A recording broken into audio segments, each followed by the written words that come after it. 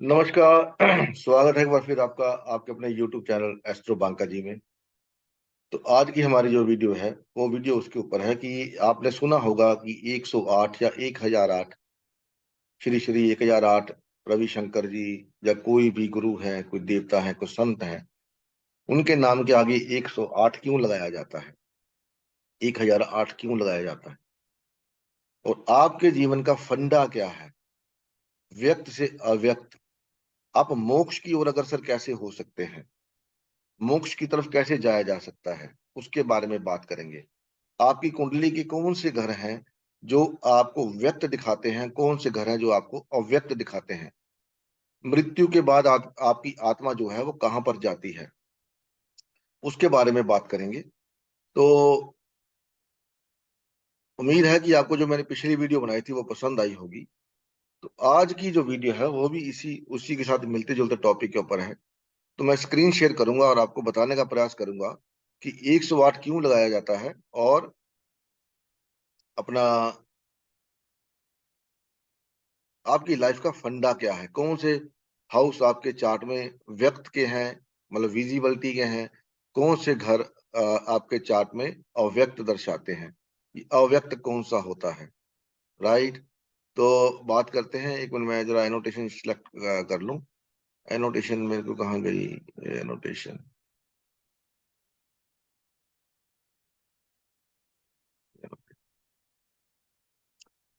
तो ये हमारी कुंडली है, 12 घर हैं, सबको पता है, ग्रह सबको पता है, राशियां सबको पता है, नक्षत्र सबको पता है, पदा सबको पता है। तो एक बात बताना चाहता हूँ आपसे, मेरे से लोग पूछते हैं जी मेरा ये प्लैनेट इस नक्षत्र में बैठा है, इस पदा में बैठा है, इसका क्या फल होगा, इसका क्या ये होगा। एक छोटी सी रिक्वेस्ट आपको बता, बुरा मत माने मेरी बातों का। मेरे चैनल पे कम से कम पौने 400 वीडियो, 400 पौने 400 वीडियो उसके आसपास मैंने डाली हुई है। तो उसमें से अगर कुछ एक वीडियो को छोड़ दिया जाए, 10% वीडियो को भी मेरे हिसाब से मुश्किल होगी जो D1 से बाहर की है। तो अगर 4 पौने 400 वीडियोस के अंदर मैं D1 को कवर नहीं कर पाया, तो आप इतनी जल्दी कैसे समझ सकते हैं कि D9 क्या होगा, नक्षत्र क्या होगा, ये क्या होगा, वो क्या होगा। अभी आपको खाना खाना भी नहीं आया और आप सोच रहे हैं कि खाना बनेगा कैसे, उसके लिए चाहिए क्या, या खाना बनाना नहीं आया तो खाएंगे कैसे, आप ऐसे भी ले सकते हैं। तो पहले कम से कम आप D1 को समझ लीजिए, राशि को समझ, नक्षत्र ठीक है। लोग यूट्यूब पर वीडियो डालते हैं, मेरे से बड़े बड़े बहुत बड़े बड़े एस्ट्रोलॉजर हैं, वो डालते हैं, समझाते हैं, करते हैं।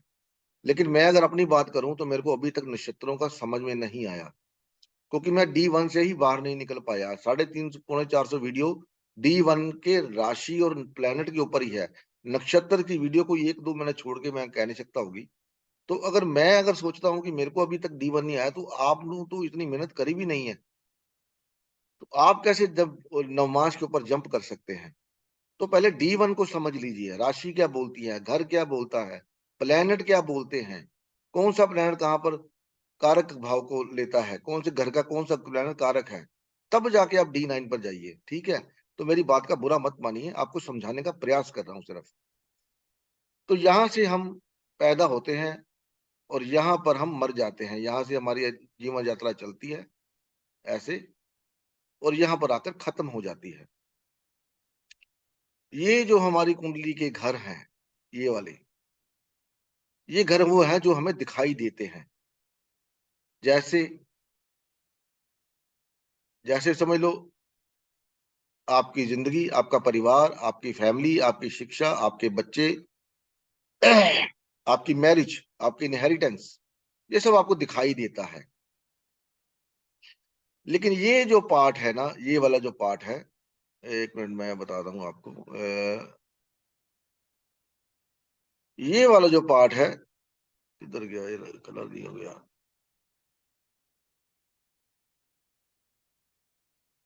ये वाला जो पार्ट है ना, ये वाला अब कलर नहीं चेंज हो रहा, मेरे को तो पता नहीं कैसे होगा। एक बार होल्ड करिए, मेरे को थोड़ा सा, इसमें नया ही हूं मैं, तो मेरे को थोड़ी दिक्कत होती है, तो आप मेरे साथ कोऑपरेट करें। ये जो पार्ट है, 9 10 11 और 12वां घर, ये आपकी लाइफ के अव्यक्त भाव है। कैसे? अब आप कहेंगे वो कैसे? हमको तो सब पता है, हम कर्म करते हैं, हम ये करते हैं, हम वो करते हैं, ठीक है, आप सब बोलते हो। तो ये जो भाव है, ये अव्यक्त भाव है। जब आदमी की मृत्यु होती है, अगर मैं आपको बताऊं, ये जो दिशा है ये ईस्ट है, ये दिशा साउथ है, ये वेस्ट है, और ये नॉर्थ है, ये नॉर्थ है, ठीक है। जब आदमी की डेथ होती है तो उसका जो सिर है वो नॉर्थ साइड में किया जाता है, इस तरफ, और उसके पैर जो होते हैं वो इस साइड में किए जाते हैं, साउथ की तरफ, क्योंकि साउथ की दिशा क्या है, यम की दिशा। जब आत्मा शरीर से निकल जाती है तो आपको पता नहीं वो कहाँ गई। यहां पर जब आपकी डेथ होती है तो यहां से आपकी आत्मा यहां जाती है, यहाँ 10वें घर में, यमराज के पास। लोग बोल देते हैं हम स्वर्ग में गए थे, हमारे स्वर्गवासी नरकवासी है जो भी है, लेकिन हमको नहीं पता वो कहाँ गए, ठीक है ना। यम अगर है तो भले वो स्वर्ग में जाए, कोई नर्म, उसका निर्धारण तो यमराज ही करते हैं ना, कि आप नरक में जाओगे या स्वर्ग में जाओगे। तो ये जो दिशा है, ये आपके चार्ट की वो दिशा है जहां पर आप दिखाई नहीं देते, आपकी सोल को पता नहीं होता, ये अंधकार का घर है, अंधकार। ये जो घर है 1 से लेके 8 तक, ये विजिबिलिटी के घर है, यहाँ पर आपको दिखाई देता है कि आप क्या है, क्या नहीं है। आपके गुरु को जो नॉलेज है आपको दिखाई नहीं पड़ती, आपके जो यमराज हैं वो दिखाई नहीं पड़ते। रात को जब आप सो जाते हो, रात को, वो बोलते हैं, हमारे हमारे यहाँ पंजाबी में कहावत है, सुत्ता मोया एक बराबर, मतलब सोया हुआ आदमी और मरा हुआ आदमी एक बराबर होता है, क्योंकि उसको पता नहीं होता वो कहाँ पर है, कहाँ पर नहीं है। तो वो जो टाइम होता है वो आप इस जगह पर जा रहे होते हो, यहाँ पर जो सोने का जो घर है, वो घर है 12वां घर। 12वां घर सोने का है, ठीक है। और यहाँ पर आप सोते हो तो आपको पता नहीं होता ये 9 10 11 12 में क्या चल रहा है। तो इसको अव्यक्त जोन बोला जाता है, इस जोन को अव्यक्त जोन, मतलब जो जोन हमें दिखाई नहीं देता, आपकी जिंदगी में आपको दिखाई नहीं देगा, ये जोन। अब 1008 क्यों लगाते हैं या 108 क्यों लगाते हैं? पहला घर होता है जीवन, ठीक है। और जो पहला घर होता है जीवन,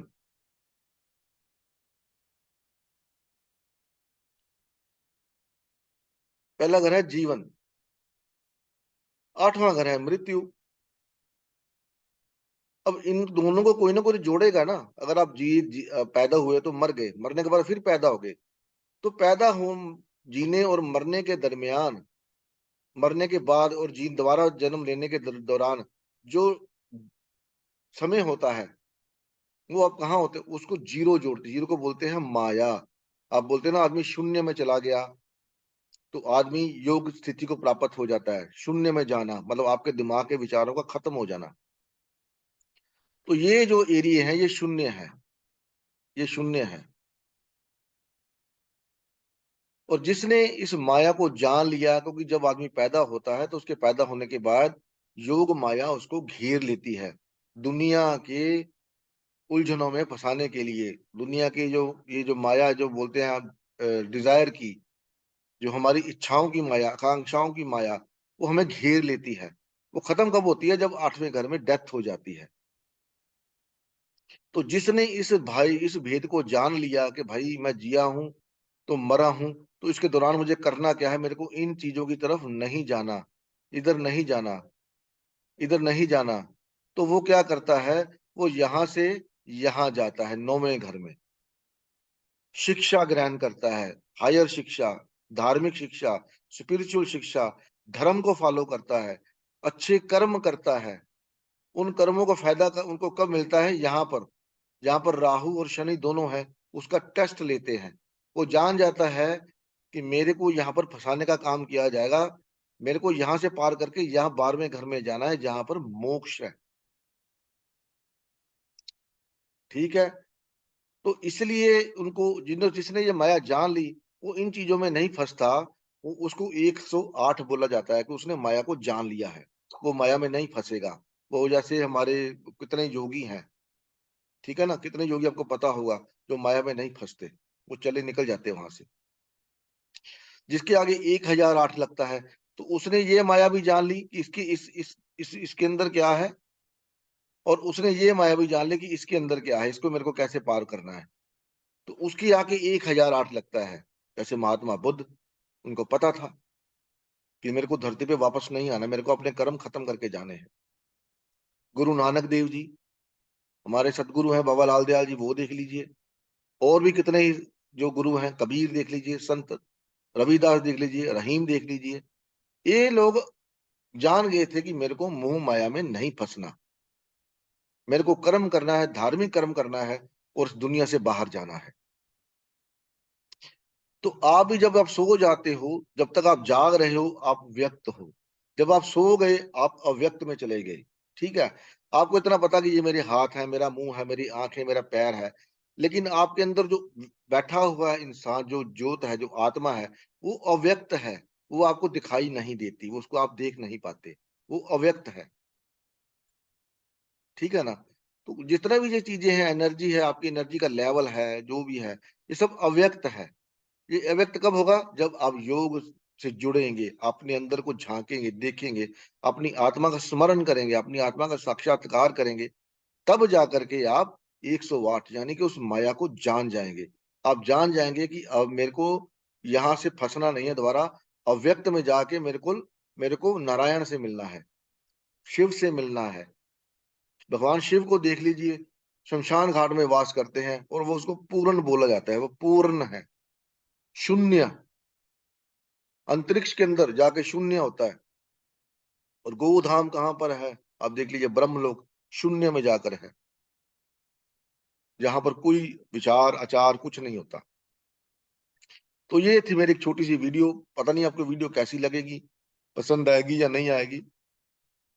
पसंद आती है तो शेयर कर सकते हैं, लाइक कर सकते हैं, और कमेंट बॉक्स में बता सकते हैं कि ऐसी कोई और वीडियो अगर आप देखना चाहते हैं, कुछ और आपके मन में चल रहा है, उसके बारे में जानना चाहते हैं, तो आपने चार्ट को छोड़िए। आपका चार्ट, आपको मेरे से ज्यादा पता है, मैं सिम्टम्स बताता हूँ, मैं चीजें बताता हूँ। आपको आपकी लाइफ मेरे से ज्यादा पता है। ठीक है ना। तो आपको उसको देखना है कि कहां पर मैं मिस्टेक कर रहा हूँ, कहां पर गलती कर रहा हूँ, कहां पर गलती हो रही है। मैं बता सकता हूँ, सुधारना सिर्फ आपने है, मैंने नहीं। मैं तो एफर्ट करके बता सकता हूँ, मेहनत कर सकता हूँ, जो मैं करता भी हूँ। तो मिलते हैं अगली वीडियो में, तब तक के लिए नमस्कार। भगवान आप सबका भला करे। ओम नमः शिवाय। जय माता दी।